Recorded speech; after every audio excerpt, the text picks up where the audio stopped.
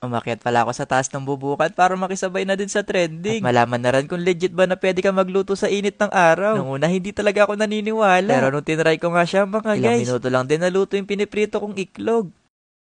Tinanghali na pala ako ng gising ngayon kasi napuwet ako kagabi. Kaya ngayong araw nga, magluluto na nga muna ako ng makakain. Try ko pala magluto sa init ng araw. Kasi sa dami ng mga napapanood ko ngayon, pwede ka na daw magluto sa labas sa sobrang init ng panahon. Hindi nga ako naniniwala sa mga yun. Kaya para magkaalamanan na nga, dumiretso nga ako sa tindahan para makahanap ng mapiprito. Pero sobrang init talaga ng panahon ngayon mga guys. Kaya ugaliin nyo rin uminom lagi ng tubig. Kumuha lang ako ng iklog, tuyo, chichawon, at saka kamatis. At doon na rin tayo sa taas ng bubungan kakain mga guys kung totoo man na pwede magluto. Saktong-sakto din. Medyo paubos na rin yung gasol namin. Kaya pagkatapos ko nga makuha yung mga piprituhin, diretso na din ako sa taas para makapagsimula na ako makapagluto. Hindi ako sigurado kung ilang oras ako sa taas. Depende na lang din siguro kung sobrang init din. Pagbukas ko nga ng bintana mga guys, sobrang nakakasilaw yung araw. Kaya masasabi kong sobrang